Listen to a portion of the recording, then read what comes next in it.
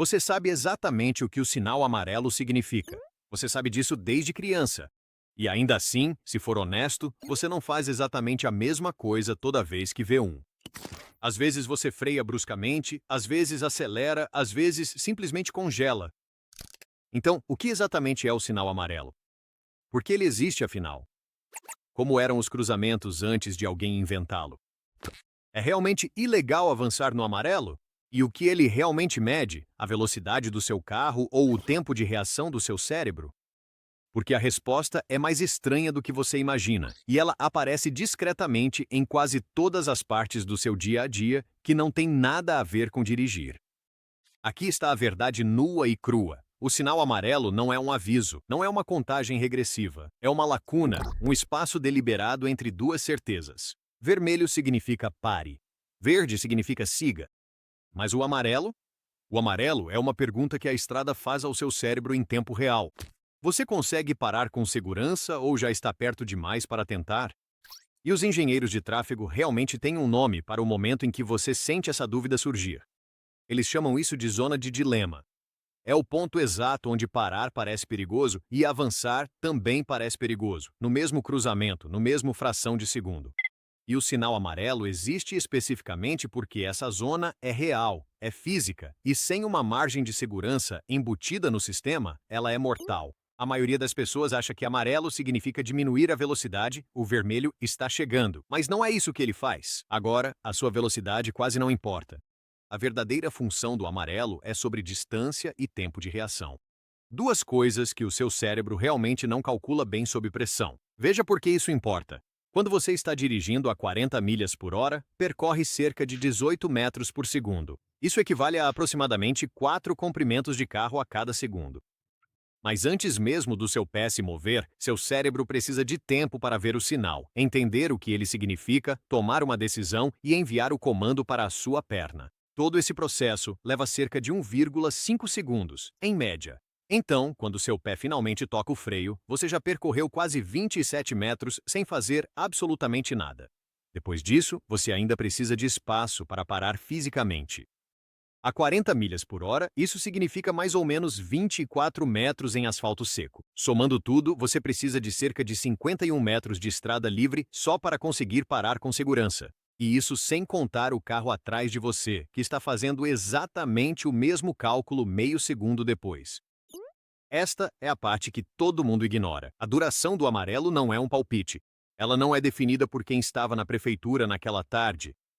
Engenheiros a calculam usando uma fórmula real baseada em 3 fatores: o tempo médio de reação, o limite de velocidade indicado e o quanto um carro típico pode frear sem derrapar. A fórmula geralmente resulta em cerca de 1 segundo de amarelo para cada 10 milhas por hora do limite de velocidade. Então, uma via com limite de 45 milhas por hora recebe aproximadamente 4 a 5 segundos de sinal amarelo. Uma rua de bairro com limite de 25 milhas por hora pode ter apenas 3 segundos. Sua cidade já fez esse cálculo para o seu trajeto, para as suas ruas específicas, para as suas velocidades típicas. Se o amarelo durasse apenas 2 segundos a 55 milhas por hora, quase ninguém conseguiria parar a tempo, não porque sejam maus motoristas, mas porque a física realmente não permite. 2 segundos contra 5 é a diferença entre um quase acidente e uma batida grave. O amarelo não é uma cortesia que a rua está te fazendo. É um suporte estrutural para o seu sistema nervoso, mas é aqui que a coisa fica maluca. A cor em si não foi escolhida aleatoriamente.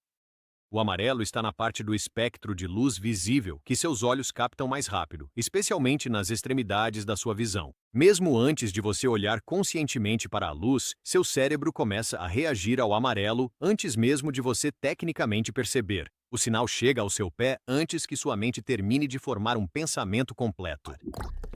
Então, a cor e o tempo funcionam juntos como um sistema de duas partes, ambos projetados em torno da biologia humana, não apenas do fluxo de tráfego. Alguém pensou cuidadosamente sobre como seus olhos funcionam e incorporou isso diretamente na luz pendurada em cada cruzamento que você já atravessou. Agora veja o que acontece quando você olha para a história. Os primeiros semáforos, em Detroit por volta de 1920, tinham exatamente duas cores, vermelho e verde, sem intervalo. A luz mudava instantaneamente de uma para a outra, e os motoristas não tinham tempo nenhum para se ajustar. Os acidentes não aconteciam apenas nos cruzamentos, eles aconteciam durante a própria troca. Bem no momento em que o sinal mudava, cavalos e os primeiros carros dividiam as mesmas ruas. As velocidades eram menores, mas os freios eram muito piores, e ninguém tinha qualquer treinamento real sobre o que um semáforo significava. Uma teoria diz que o policial William Potts, cansado de ver acidentes semanais, instalou por conta própria uma terceira luz entre o vermelho e o verde. Foi um improviso, uma solução humana para um problema que o projeto original havia ignorado completamente. Se foi Potts sozinho ou um grupo de pessoas chegando a ideias semelhantes ao mesmo tempo, o conceito se espalhou rapidamente porque funcionou de forma imediata e visível. Em menos de uma década, semáforos de 3 cores estavam sendo instalados em cidades americanas. Em poucas décadas mais, eles se tornaram o padrão global. O amarelo não nasceu em um laboratório de pesquisa após anos de estudo. Ele foi inventado por alguém que observou as coisas darem errado e decidiu colocar um intervalo no meio. Você provavelmente pensa que a seta amarela piscante na faixa de conversão à esquerda é basicamente a mesma coisa que o sinal amarelo normal. Não é. Desculpe, e é aqui que muitos motoristas ficam discretamente confusos sem nunca perceber. Um sinal amarelo padrão significa uma coisa: prepare-se para parar, se puder fazê-lo com segurança, ou atravesse o cruzamento se já estiver muito próximo. É um temporizador com um resultado binário claro, mas uma seta amarela piscante significa algo completamente diferente.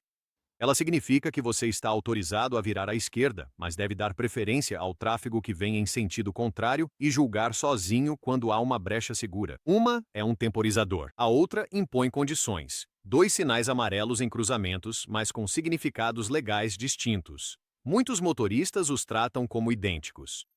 Assim, ocorrem acidentes em conversões à esquerda em vias supostamente seguras após novos sinais. A diferença aumenta fora dos Estados Unidos. Na Alemanha e outros países europeus, o semáforo não é só vermelho, amarelo e verde. Ela também vai de vermelho para amarelo antes de ficar verde, uma fase de preparação antes de você poder se mover. Você recebe um aviso antecipado de que o verde está chegando, assim pode já posicionar o pé no acelerador, reduzir o tempo entre o verde aparecer e os carros realmente começarem a andar e liberar o cruzamento mais rápido para todos que vêm atrás de você. Os Estados Unidos nunca adotaram isso, o que significa que os motoristas americanos vêm compensando silenciosamente essa batida ausente a vida inteira, avançando levemente nos sinais vermelhos, pairando, antecipando, adivinhando, sem nunca terem sido informados do que estavam fazendo ou por quê. Mas aqui está a verdadeira reviravolta. Quando você entende o que o amarelo realmente faz, começa a enxergar a mesma lógica escondida em todos os lugares. As zonas de embarque em aeroportos, agora embarcando grupos 1 e 2, são um sinal amarelo. Você ainda não está no avião, mas também não está mais esperando no terminal. Você está na zona de transição. O atraso para fechar a porta do elevador é um sinal amarelo, projetado para que ninguém fique preso no meio do caminho. O pop-up do navegador que diz "Tem certeza de que deseja sair desta página?" é um sinal amarelo entre ficar e ir embora. O aviso de bateria do seu celular aos 20% é um sinal amarelo antes da parada brusca no zero. O cronômetro da faixa de pedestres é um sinal amarelo expresso em números, contando a mesma janela exata de decisão. A contagem regressiva do autoplay da Netflix, 10 segundos antes do próximo episódio começar, é um sinal amarelo para sua atenção e para o seu controle remoto. O último chamado no bar é um sinal amarelo. O botão soneca é um sinal amarelo para sua manhã, uma zona de transição entre o sono e o compromisso total de estar acordado. O período de carência antes do cancelamento de uma assinatura é um sinal amarelo. O cartão amarelo no futebol é um sinal amarelo, um aviso formal que fica entre o jogo normal e ser expulso da partida. A data de validade recomendada nos alimentos, em oposição à data limite de consumo, é um sinal amarelo entre provavelmente está bom e definitivamente não está. O trailer de um filme é um sinal amarelo, dando ao seu cérebro tempo para mudar do que você estava fazendo para o modo de assistir. O último chamado para embarque em um aeroporto, aquele último anúncio antes do portão fechar, é um sinal amarelo.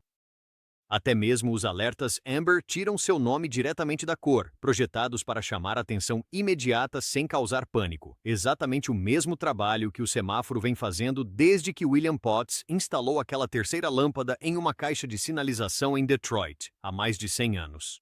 Todo sistema que move pessoas entre dois estados precisa de um amarelo, todos eles. Você só nunca tinha um nome para isso antes. Agora, aqui está o detalhe. O amarelo não é legalmente seguro de avançar na maioria dos estados dos Resinglauma. A lei diz que o amarelo significa preparar-se para parar se você puder fazê-lo com segurança, não acelerar antes que o vermelho apareça. Mas se você puder fazê-lo com segurança, é praticamente impossível de provar ou refutar depois do fato. Por isso, a maioria das pessoas trata isso como uma sugestão branda.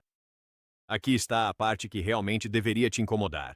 Algumas cidades reduziram a duração do amarelo em meio segundo, especificamente para gerar mais receita com multas de câmeras de sinal vermelho, não para melhorar a segurança, mas por dinheiro. E quando fizeram isso, as taxas de acidentes aumentaram, documentado em pesquisas de transporte, não por boatos ou teorias da conspiração. Meio segundo transformou a zona de dilema de algo suportável para algo realmente perigoso, e mesmo assim algumas cidades fizeram isso. A zona de dilema nunca desaparece completamente. Nenhuma solução de engenharia elimina isso totalmente.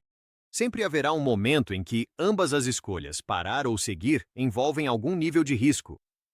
O amarelo não resolve essa tensão. Ele só a torna suportável. É uma admissão honesta incorporada na própria estrada. O sistema não pode te proteger perfeitamente, mas pode te dar tempo suficiente para que você se proteja. O amarelo é o intervalo que o seu sistema nervoso precisa. Aquele pé pairando que você sente toda vez, isso não é confusão. Essa é a zona de dilema fazendo exatamente o que sempre foi projetada para fazer.